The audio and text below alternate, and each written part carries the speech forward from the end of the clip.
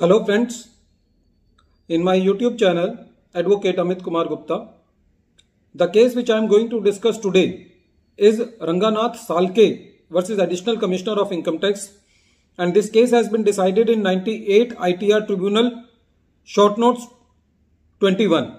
The matter has been decided by Pune ITAT and the matter has been decided on 5th August 2022. This case revolves around a concept that when the assessee has to claim an income to be exempt, then it is the duty of the assessee to prove beyond doubt that the assessee has earned exempt income. In this particular case, the assessee filed its return of income by declaring an agriculture income of Rs 53 lakh. This income was shown by the assessee from the sale of the onion to the export market. He was saying that I am producing this onion with my partner. We are distributing the profit in the ratio of 1:1, and the assessee share of profit was 53 lakhs. But when the assessment was going on, the assessing officer asked for the evidences of the agriculture income, the proof that this much of the onion has been exported, how much expenditure was done on fertilizers, on seeds, but the assessee was not able to produce or substantiate his claim. So the assessing officer, according to an article published in the International Journal of Agriculture Sciences, took the data. In that article it was published that how the onion produce is produced and how the profit from onion production is calculated. So the assessing officer, based on the figures which were given in that journal, calculated the income of the assessee per hectare, and because the assessee was having near about 7 hectares of land, so the assessing officer, according to the calculations which were given in that article, calculated the income of the assessee at 3.62 lakh from the agriculture income, and the rest income of near about 49.37 lakhs were taken as other income and taxed accordingly. So in this particular case, the assessee did very scientific calculation of the agriculture income and taxed the assessee accordingly. The assessee was not happy with the order of the assessing officer, so he went to the CIT appeal.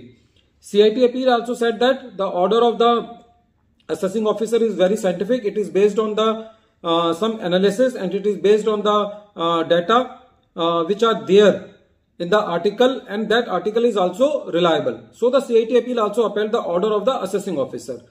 The assessee has left no option other than going to the ITAT. When the hearing of the ITAT was going on, the assessee was not there at that date, or the counsel of the assessee was not there.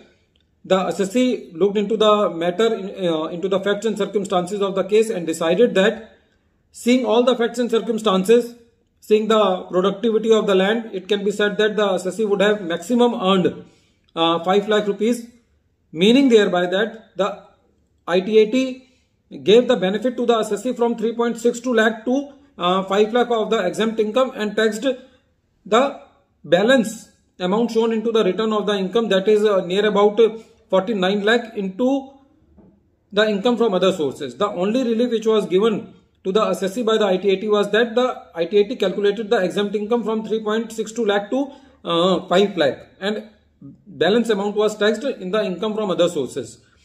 So friends, from this case, especially for those persons who are showing their agriculture income and claiming it exempt into their return of income, it is very essential for the agriculture income to be shown in the return that there should be some solid proof, there should be some genuine evidence that the agriculture activity is being carried on, that the agriculture produce has been sold out.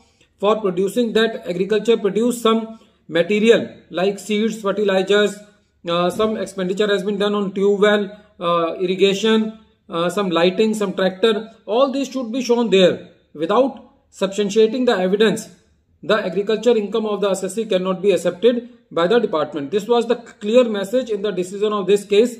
So any hanky-panky claim about the agriculture exempt income into the return of the income is now a dream. We should not try to practice these type of filing of the returns of income we are showing, where the cash is deposited by the assessee and then claiming it to be in agriculture exempt income. So now the days are gone, because even the assessing officers are very logical in treating the exempt income. So this case is very important as far as dealing with the agriculture income is concerned. At the end of this video, once again I am repeating the name of the case. The name of the case is Ranganathan Salke versus Additional Commissioner of Income Tax, and this matter has been reported in 98 ITR Tribunal, short notes page number 21. The matter has been decided by Pune ITAT, and the date of the judgment is 5th August 2022. Thank you, friends.